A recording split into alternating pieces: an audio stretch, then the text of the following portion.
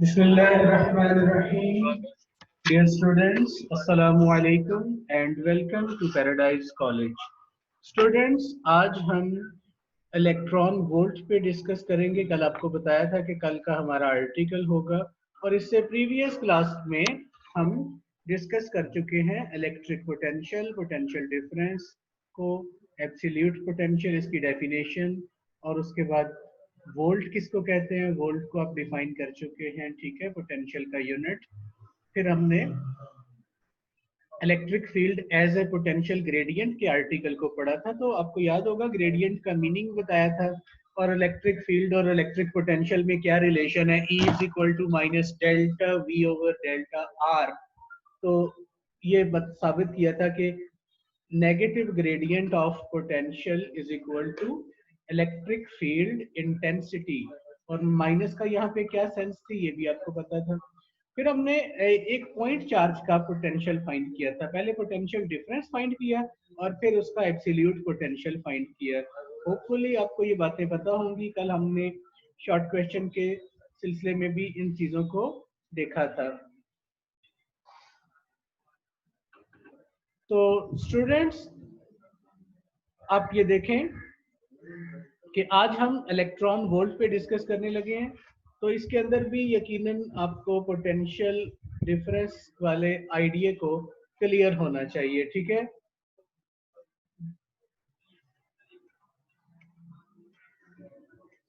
Electron volt, एक सबसे पहले एक शॉर्ट क्वेश्चन आपको दिखाया जा रहा है कि डिफाइन करें और उसको एक्सप्लेन करें इलेक्ट्रॉन वोल्ट क्या चीज है। तो बेटा, इलेक्ट्रॉन वोल्ट इलेक्ट्रिक एनर्जी का एक स्मॉल यूनिट है, और वैसे भी हम क्या करते हैं कि जब क्वांटिटी कम हो तो छोटा यूनिट यूज करते हैं, ठीक है। वैसे तो जूल और किलो जूल, मेगा जूल, ये आपने यूनिट्स पढ़े हैं वर्क के केस में, एनर्जी के केस में। तो इलेक्ट्रिक एनर्जी के लिए इलेक्ट्रॉन वोल्ट ज्यादा सूटेबल यूनिट है। जिस तरह हीट एनर्जी के लिए कैलोरीज और किलो कैलोरीज का यूनिट यूज होता है, तो इलेक्ट्रॉन वोल्ट इलेक्ट्रिक एनर्जी का एक स्मॉल यूनिट है। इसको डिफाइन पहले कर लें, फिर इसको एक्सप्लेन करेंगे ये है क्या। सिंपल सी डेफिनेशन है बच्चे कि अमाउंट ऑफ एनर्जी एक्वायर्ड और लॉस्ट। देखो, एनर्जी वो एनर्जी की मिकदार जो हासिल करता है या लॉस करता है बाय एन इलेक्ट्रॉन, एक इलेक्ट्रॉन जितना charge, as it transverse potential difference of 1 volt, जब वो 1 वोल्ट पोटेंशियल डिफरेंस से गुजरे। अब जरा इसको समझें, ये डेफिनेशन तो यहां तक क्लियर होगी कि एनर्जी जितनी वो गेन करता है या लॉस करता है एक इलेक्ट्रॉन, या इलेक्ट्रॉन के बराबर कोई चार्ज, जब वो 1 वोल्ट पोटेंशियल डिफरेंस में से गुजरे। व्हेन ए चार्ज, अब जरा इस बात को यहां से देखें, डेफिनेशन कंप्लीट हो गई कि हमारे पास फॉर एग्जांपल क्यू चार्ज था, moves from point A with potential VA to the point B with potential VB।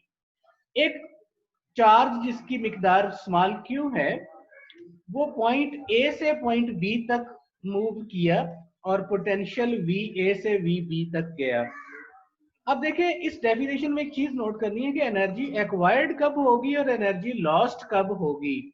आपको अगर एनर्जी का आइडिया क्लियर है तो फिर आपको ये बात बारहा बताई थी, और फर्स्ट ईयर में भी इस बात को आपने पढ़ा है कि बच्चों, जब भी work done against the field करते हैं तो पोटेंशियल एनर्जी गेन होती है, ठीक है। और जब work done by the field होता है तो काइनेटिक एनर्जी गेन होती है। इसको एक मिसाल से पहले इस तरह समझ लें कि अगर हम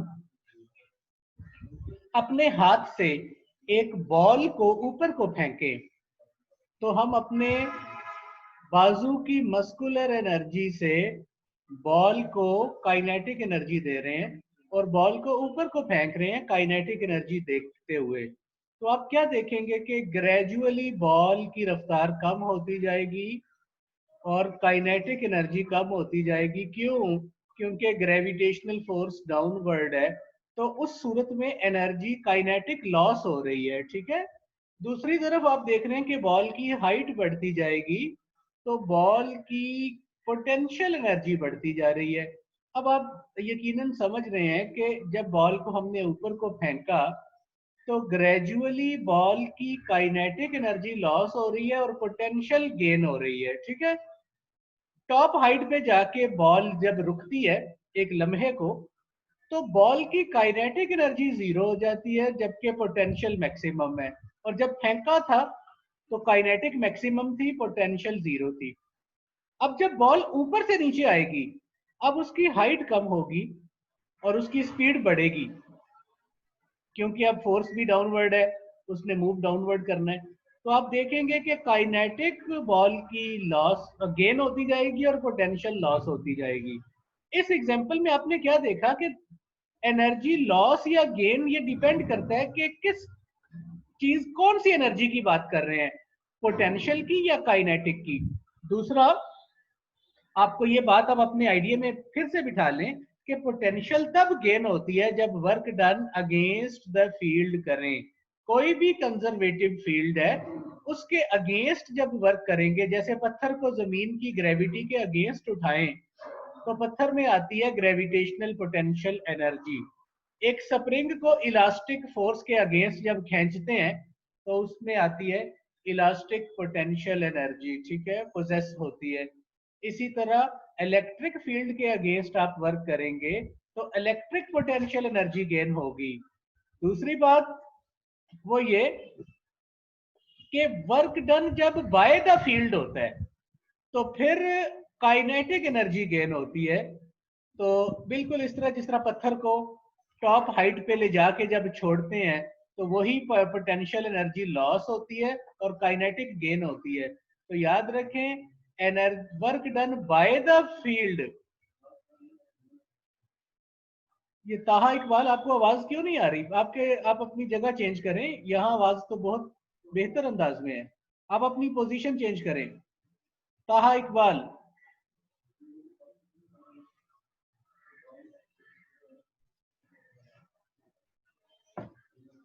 तो बात मैं ये कर रहा था बच्चों कि work done by the field जब भी होगा तो काइनेटिक एनर्जी गेन होगी। अच्छा, ये सारी बातें करने के बाद अब हम इसको जब डायग्राम में देखेंगे तो बात आपको क्लियर होगी। डेफिनेशन एक नजर देख लीजिए। अमाउंट ऑफ एनर्जी एक्वायर्ड और लॉस्ट, एनर्जी वो गेन करे या लॉस करे। अब आप समझ गए कि कब कौन सी एनर्जी गेन होती है और कब कौन सी एनर्जी लॉस होती है, ठीक है। तो ये चीज मैं आपको एग्जाम्पल में भी बताऊंगा। एक इलेक्ट्रॉन जितना चार्ज जब 1 वोल्ट पोटेंशियल डिफरेंस से गुजरे तो वो जितनी एनर्जी गेन करे या लॉस करे, this energy is called 1 electron volt, ठीक है। अब यहाँ पे बताया गया कि फॉर एग्जांपल क्यू कोई चार्ज है जो मूव करता है पॉइंट ए से पॉइंट बी तक और उसका पोटेंशियल वी ए से वी बी तक चेंज होता है।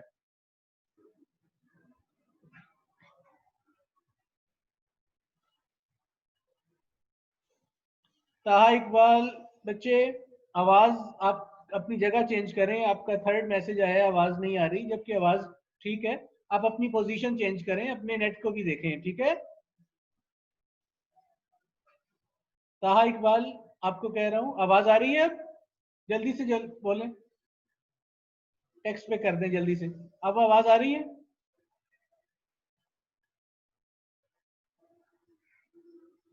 नो। अपनी जगह चेंज करो बच्चे, अपनी जगह चेंज करो, अपनी जगह चेंज करके बैठे। हो सकता है ये वेदर का भी थोड़ा इफेक्ट हो, ठीक है। मैं तो बहुत ऊंचा बोल रहा हूँ बेटा। हाँ, बाकी जगह से सारी जगह से चेक किया, आवाज ठीक है। आप अपनी पोजीशन ठीक करें और उसको चेक करें नेट को, ठीक है। अब जरा इस बात को भी देखेंगे कि keeping electrostatic equilibrium the change in potential energy delta U of a particle is. ये delta U is equal to Q delta V, ये कोई नया फार्मूला नहीं मैंने लिखा। आपको अगर याद हो पोटेंशियल डिफरेंस का फार्मूला, तो डेल्टा वी किसके बराबर था? Work done per unit charge against the field. तो फिर आपको ये भी पता था जो work done per unit charge against, जितना वर्क अगेंस्ट द फील्ड होता है वो बन जाता है पोटेंशियल एनर्जी। तो क्रॉस मल्टीप्लाई करके वर्क की वैल्यू एक तरफ की तो वो आएगी क्यू डेल्टा वी, और जो वर्क अगेंस्ट द फील्ड करेंगे वो पोटेंशियल एनर्जी में कन्वर्ट होगा। तो work done against the field is equal to delta U, और जो डेल्टा यू है this is called change in potential energy. Now इस रिलेशन को मैथमेटिकली भी देखेंगे, इसमें इलेक्ट्रॉन वोल्ट की वैल्यू कैलकुलेट भी करेंगे, लेकिन इसको डायग्राम के ऊपर जब तक नहीं समझेंगे तो हम इसको क्लियर नहीं कर सकेंगे। तो मैं इसको आपको एक स्लाइड पे दिखा रहा हूँ। अब डायग्राम में बेटा इधर देखें, हमने एक यूनिफॉर्म इलेक्ट्रिक फील्ड ले लिया। ये डायग्राम्स हम मुख्तलिफ टाइम्स में आर्टिकल्स के अंदर पढ़ते आए हैं। आपको नजर आ रहा है ये रेड लाइंस जो है इलेक्ट्रिक फील्ड लाइंस हैं, जो पॉजिटिव प्लेट से नेगेटिव प्लेट की तरफ जा रही हैं, और हमने इन दो प्लेट्स को करीब करीब रखा है मान लीजिए, ताकि इलेक्ट्रिक इंटेंसिटी की वैल्यू यूनिफॉर्म रहे ऑलमोस्ट। अब जरा इधर देखिएगा, हमने इस इलेक्ट्रिक फील्ड के अंदर एक टेस्ट चार्ज रखा क्यू नॉट। आपने इस पे गौर करना है और अपनी सेंस को क्लियर करना है। इस चार्ज को आपने रखा पॉइंट ए पर। मुझे बताएं ये चार्ज खुद से किधर मूव करेगा? तो आप कहेंगे कि इस प्लेट से इस प्लेट की तरफ जाएगा, क्योंकि टेस्ट चार्ज तो होता ही पॉजिटिव है, और इसको ये पॉजिटिव पोटेंशियल यानी कि हाई पोटेंशियल यानी कि पॉजिटिव चार्ज प्लेट रिपेल करेगी और नेगेटिव अट्रैक्ट करेगी। तो इस ये तो खुद से मूव करेगा लेफ्ट से राइट यानी पॉजिटिव से नेगेटिव की तरफ। लेकिन अगर चलें इस पॉइंट ए पर मैंने एक डॉटेड लाइन की एक सरफेस बना दी है, अब आप समझ जाएंगे बेटा कि ये इक्वी पोटेंशियल सरफेस है, यानी ऐसी सरफेस जिस पर तमाम पॉइंट्स का पोटेंशियल एक होगा, यानी इस सारी सरफेस पे पोटेंशियल है VA। समझ गए? अब हमने इस चार्ज को पॉइंट बी तक लेके आए, तो पॉइंट बी पर एक और इक्वी पोटेंशियल सरफेस ली। इस पूरी सरफेस पे पोटेंशियल है VB। अब आपने जवाब देना है कि जब A पॉइंट से B पॉइंट तक हम लाएंगे तो वर्क डन क्या करेंगे? Against the field. तो बेटा जब work done against the field होता है तो पोटेंशियल एनर्जी गेन होती है। ठीक है, तो आप इस सूरत में कहेंगे अमाउंट ऑफ एनर्जी एक्वायर्ड। और ये कौन सी एनर्जी गेन हुई? पोटेंशियल। तो हम यहाँ पे कहेंगे पोटेंशियल एनर्जी गेन की जब ए से बी तक आया। अब फर्ज कर लें ए पॉइंट वाली सरफेस पे टोटल पोटेंशियल की वैल्यू है 5 वोल्ट, ये मैं आपको सपोज कर रहा हूं, और बी पॉइंट वाली सरफेस पे पोटेंशियल की वैल्यू है 6 वोल्ट। तो बताएं इन दो सरफेसेस में डिफरेंस कितना हुआ? 5 और 6 में। तो आप समझ गए कि इन दोनों में डिफरेंस हुआ 1 वोल्ट। अब देखिए डेफिनेशन को, कितनी एनर्जी गेन करता है या लॉस करता है एक इलेक्ट्रॉन जितना चार्ज? मान लीजिए कि ये जो चार्ज है इसकी मिकदार एक इलेक्ट्रॉन जितनी है। मैंने इसको लिया बतौर टेस्ट चार्ज पॉजिटिव ही है, नेगेटिव भी ले सकता था, लेकिन चूंकि बात हम पॉजिटिव से करते आ रहे हैं तो मैं इसी पे रहता हूं, वरना नेगेटिव से भी हम करेंगे आगे अगली डायग्राम में। तो ये एक पॉजिटिव चार्ज है लेकिन जिसकी मिकदार एक इलेक्ट्रॉन जितने चार्ज के बराबर है, और इसको बेटा हमने पॉइंट ए से पॉइंट बी तक लेके गए अगेंस्ट द फील्ड, और इसने कितनी एनर्जी गेन की? 1 इलेक्ट्रॉन वोल्ट। कब? जब इन दो पॉइंट्स के दरमियान पोटेंशियल डिफरेंस 1 वोल्ट होगा। तो इस सूरत में वो पोटेंशियल एनर्जी गेन करेगा, और पोटेंशियल एनर्जी 1 इलेक्ट्रॉन वोल्ट होगी। कब? जब एक इलेक्ट्रॉन जितने चार्ज को उन दो पॉइंट्स के दरमियान मूव कराया जाए जिनके दरमियान पोटेंशियल डिफरेंस 1 वोल्ट है। अच्छा, ये तो पोटेंशियल से रिलेटेड मिसाल हो गई। अब मैं आपको इसी के अंदर काइनेटिक एनर्जी से भी मिसाल दे देता हूं इसी डायग्राम में। जरा सोचें कि जब हम पत्थर को जमीन से उठाते हैं तो work done against gravitational field करते हैं, तो ग्रेविटेशनल पोटेंशियल एनर्जी पैदा होती है, और जब छोड़ते हैं तो वही पोटेंशियल काइनेटिक बनती है और work done by the field होता है। अब आपने समझना है कि एक इलेक्ट्रॉन जितने चार्ज को, जो कि टेस्ट चार्ज है पॉजिटिव, मिकदार इलेक्ट्रॉन के बराबर है चार्ज की, उसको हमने ए से बी तक लेके आए, तो उसको हम ए से बी तक लेके आए तो हमने work done against the field किया और पोटेंशियल एनर्जी गेन हुई। और वो 1 इलेक्ट्रॉन वोल्ट कब होगी? जब एक इलेक्ट्रॉन जितना चार्ज होगा और उसको उन दो पॉइंट्स के दरमियान मूव कराएंगे जिनके दरमियान पोटेंशियल डिफरेंस 1 वोल्ट है। तो अब जब पॉइंट बी पे छोड़ेंगे इसी चार्ज को जो कि पॉजिटिव है, तो ये वापस भागता हुआ बी से ए की तरफ आएगा। तो जब बी से ए तक पहुंचेगा तो ये इसकी पोटेंशियल एनर्जी डिक्रीज होती जाएगी, काइनेटिक बढ़ती जाएगी, बढ़ती बढ़ती ए पॉइंट पे आएगा तो इसकी काइनेटिक एनर्जी 1 इलेक्ट्रॉन वोल्ट होगी। क्यों? क्योंकि अब work done by the field हुआ है। तो आप कहेंगे ऐसी सूरत में पोटेंशियल लॉस हो रही थी और काइनेटिक गेन हो रही थी। तो अब काइनेटिक एनर्जी 1 इलेक्ट्रॉन वोल्ट कब होगी? जब चार्ज दो पॉइंट्स के दरमियान मूव करेगा जिनके दरमियान पोटेंशियल डिफरेंस 1 वोल्ट है और चार्ज की मिकदार 1 इलेक्ट्रॉन के बराबर होगी। तो जो काइनेटिक एनर्जी गेन करेगा work done by the field की वजह से, वो काइनेटिक एनर्जी 1 इलेक्ट्रॉन वोल्ट कहलाएगी। तो मैं उम्मीद करता हूं कि ये लॉस और गेन दोनों की सेंस आपको क्लियर होगी। अब इसको हम नेक्स्ट स्लाइड में भी देखेंगे पॉइंट चार्ज को का फील्ड बनाते हुए, तो वहां से आपको ये बात और ज्यादा क्लियर होगी। इस मैथमेटिकल फॉर्म को आपने अपने ज़हन में रखना है क्योंकि इससे हमने इलेक्ट्रॉन वोल्ट की मैथमेटिकल वैल्यू या न्यूमेरिकल वैल्यू को फाइंड करना है। तो चलते हैं आगे। डेल्टा यू आपको डेफिनेशन प्रीवियस आर्टिकल्स में पढ़ी है। पोटेंशियल डिफरेंस बेसिकली बेटा होता है work done against the field per unit charge. और फिर आपको ये भी पता है कि जो वर्क अगेंस्ट द फील्ड करें वो क्या बन जाती है? Potential energy. तो अब जरा इधर देखिएगा, यहां से बेटा हमने पोटेंशियल एनर्जी के लिए आपकी बुक डेल्टा यू यूज करती है, गेन इन। तो डेल्टा यू की वैल्यू क्या आएगी? Delta we into Q. तो समझ गए? ये आपके पास वैल्यू है। अब जरा नेक्स्ट स्लाइड में इसको देखते हैं। आपको एक पॉजिटिव चार्ज दिखाया गया और ये जो रेड लाइंस हैं आप समझते हैं कि ये इलेक्ट्रिक फील्ड लाइंस हैं जो कि पॉजिटिव की आउटवर्ड होती हैं रेडियली, और ये 3 डायमेंशनल होती हैं, सिर्फ सर्कल में नहीं होती, सफियर में है। और ये जो डॉट्स हैं, ये जो डॉटेड लाइंस हैं, ये आपको इक्वी पोटेंशियल सरफेसेस हैं। आप समझ गए? सबसे ज्यादा पोटेंशियल इस सरफेस पे, उससे कम, उससे कम, इससे कम, और सबसे कम होगा बाउंड्री पर। इस पॉइंट चार्ज के फील्ड के अंदर हमने फर्ज करें ये वाली सरफेस है सब जो आपको नजर आ रही है, ये डॉटेड, इसके ऊपर एक चार्ज रखा, पॉजिटिव चार्ज, टेस्ट चार्ज। और आप मुझे बताएं कि ये पॉइंट ए पर है और एक पॉइंट है पॉइंट बी। ये दोनों पॉइंट्स दो डिफरेंट सरफेसेस पर हैं।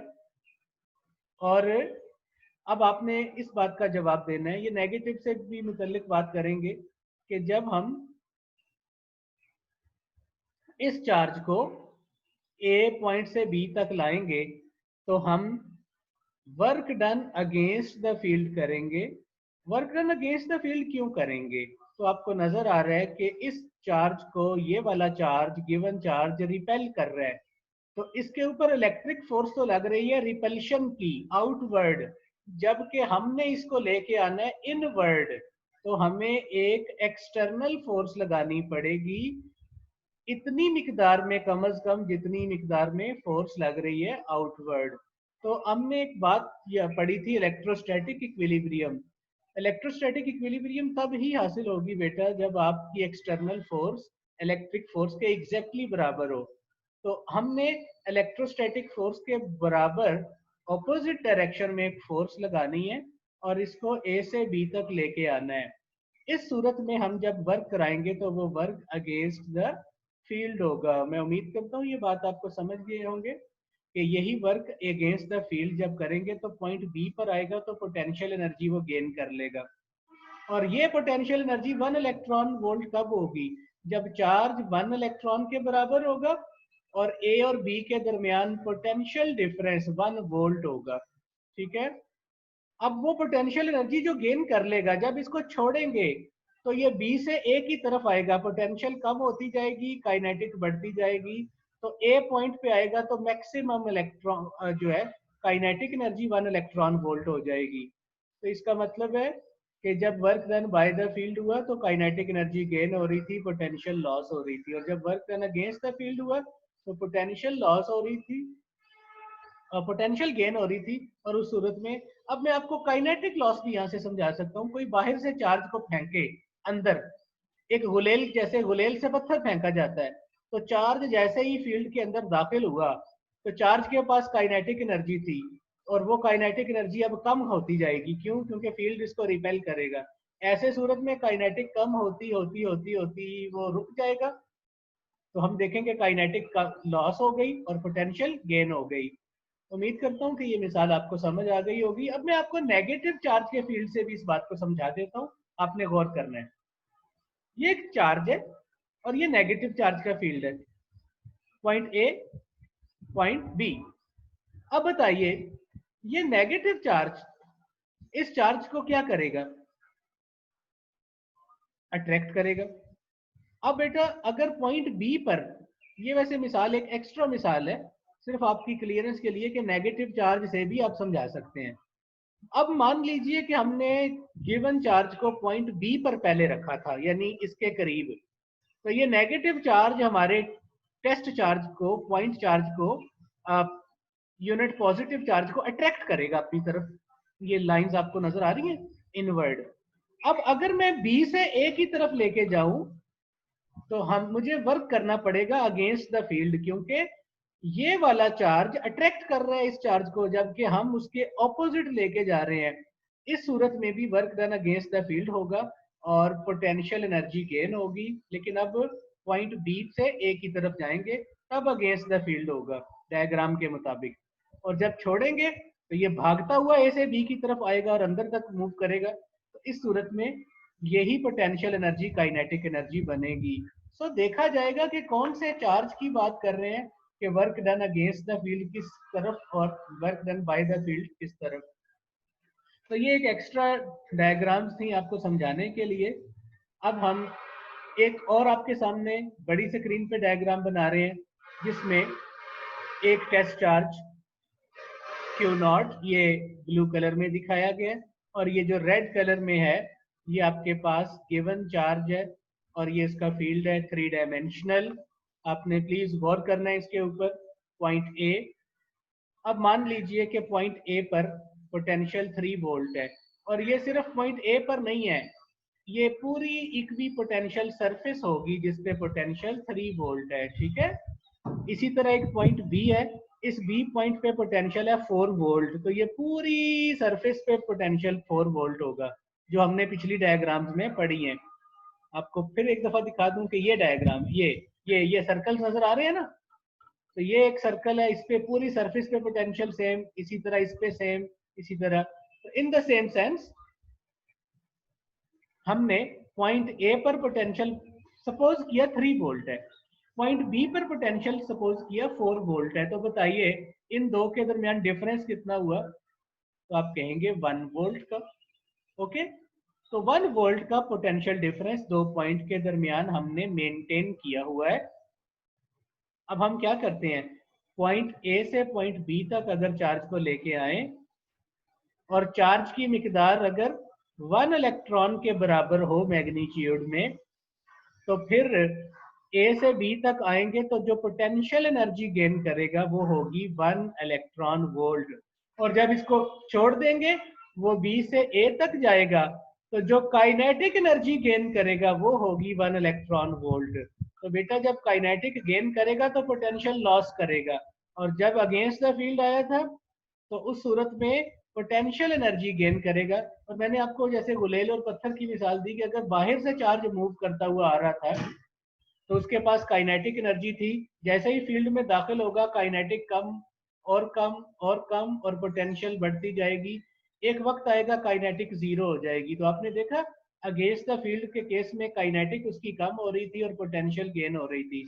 अब ये मिसालें मैं आज के लेक्चर में बार बार बता चुका हूँ। तो अब हम 1 इलेक्ट्रॉन वोल्ट को मैथमेटिकली बड़ी आसानी से समझ लेंगे। जैसे आपको दिखाया बच्चे ए से बी तक हमारा वर्क अगेंस्ट द फील्ड है, जबकि हमारे पास जो फील्ड इन लाइंस हैं वो बी से ए की तरफ हैं। मैं उम्मीद करता हूं कि अब हम जब इसकी मैथमेटिकल फॉर्म को देखेंगे तो आपके लिए ये बहुत आसान चीज होगी। जरा चेक करते हैं। If no external force acts on charge to maintain equilibrium. अब एक बड़ा नुक्ते वाला पॉइंट है कि बेटा पोटेंशियल एनर्जी चार्ज ने गेन कर ली।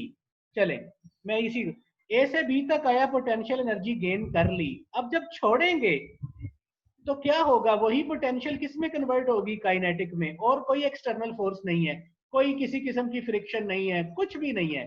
तो यहाँ पे क्या कह रहा है कि ऐसी सूरत में अगर कोई और फोर्स नहीं लग रही तो वही पोटेंशियल एनर्जी जो गेन की थी वो अपीयर होगी, किसके अंदर कन्वर्ट होगी, अब काइनेटिक में। तो काइनेटिक एनर्जी की वैल्यू भी क्या आ गई, क्यू डेल्टा वी। समझ गए, पोटेंशियल एनर्जी गेन हुई थी, काइनेटिक लॉस हुई थी। जब पोटेंशियल लॉस होगी तो काइनेटिक गेन होगी। अब बताएं जरा, अगर दो पॉइंट्स के दरमियान पोटेंशियल डिफरेंस 1 वोल्ट है तो बच्चों चार्ज की मिकदार मैंने क्या बताई थी, इलेक्ट्रॉन के बराबर ले लें और पोटेंशियल डिफरेंस 1 वोल्ट। तो यहाँ पे वैल्यूज पुट करें। क्यू को पुट किया इलेक्ट्रॉन के बराबर, और इलेक्ट्रॉन पे चार्ज कितना है ये आप पढ़ते आए हैं, 1.6 मल्टीप्लाइड बाय 10 की -19 कूलम। ये आपका कल का आर्टिकल इलेक्ट्रॉन के ऊपर चार्ज मेजर करना, important long question, Millikan oil drop method. वरना आपने फर्स्ट ईयर में आपने इस लेक्चर को पढ़ा हुआ है, केमिस्ट्री के अंदर भी आपने इसकी डेरिवेशन की हुई है, ठीक है, मिलीकॉन्स मेथड। तो ये इलेक्ट्रॉन पे चार्ज आपको पता है, और पोटेंशियल डिफरेंस बेटा 1 वोल्ट। ये दोनों वैल्यूज जब यहाँ पुट की तो कितनी काइनेटिक एनर्जी गेन हुई, जरा गौर कीजिएगा। क्यू है 1.6 इंटू 10 की -19 और दिस 1 वोल्ट। आपको पता है कूलम इंटू वोल्ट किसके बराबर होता है, बताइए। वोल्ट बराबर था जूल पर कूलम, तो coulomb multiplied by volt is equal two joule. तो बच्चों यहाँ पे जूल आ जाएगा। इसका मतलब है काइनेटिक एनर्जी जो उसने गेन की, वन एक इलेक्ट्रॉन जितने चार्ज ने जब 1 वोल्ट पोटेंशियल डिफरेंस से गुजरा तो बेटा उस इलेक्ट्रॉन उस एनर्जी को 1 इलेक्ट्रॉन वोल्ट कहते हैं, और वो 1.6 इंटू 10 की -19 जूल के बराबर है।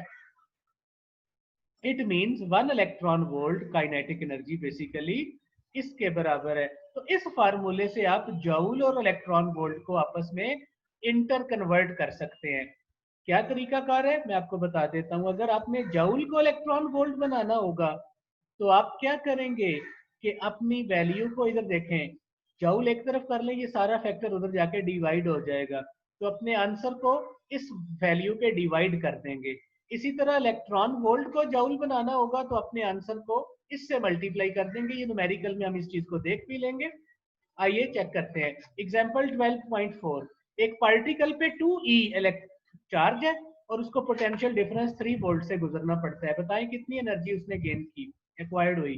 चार्ज है 2, इलेक्ट्रॉन के पोटेंशियल डिफरेंस है 3। मैं जरा स्पीड से कर रहा हूँ क्योंकि time is near to and.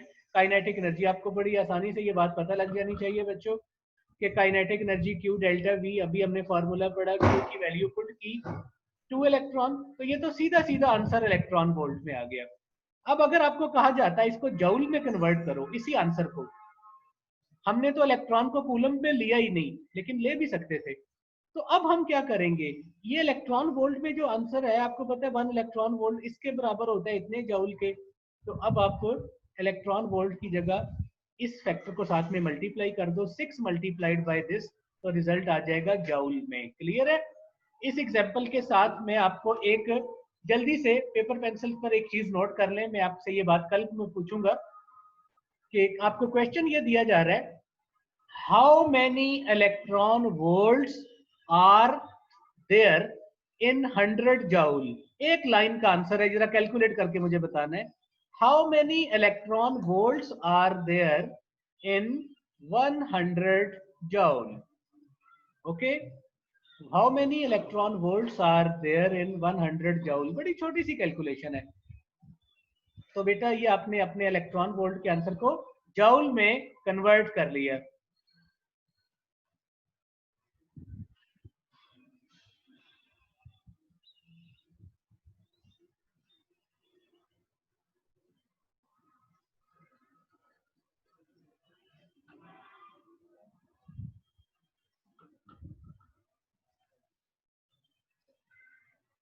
तो बच्चों अब हम देखते हैं एक न्यूमेरिकल 12.7। इस न्यूमेरिकल 12.7 के अंदर हम कहते हैं एक पार्टिकल पे चार्ज है 20 इलेक्ट्रॉन्स के बराबर और उसको पोटेंशियल डिफरेंस 100 वोल्ट से गुजरना पड़ता है। बताएं अब कितनी एनर्जी एक्वायर्ड होगी और वो भी इलेक्ट्रॉन वोल्ट में कैलकुलेट करनी है। Q is equal to 20 E delta U 100 volt. Kinetic energy gain करनी है। बताइए फार्मूला आपके सामने Q डेल्टा V।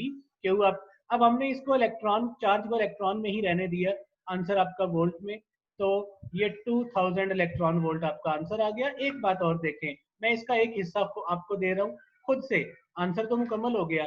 आप इस आंसर को जूल में भी कन्वर्ट करेंगे, ठीक है, इसको जूल में भी कन्वर्ट करेंगे और मुझे बताएंगे। अब आप जल्दी से अपने माइक्स ऑन कर लीजिए ताकि आपके क्वेश्चंस के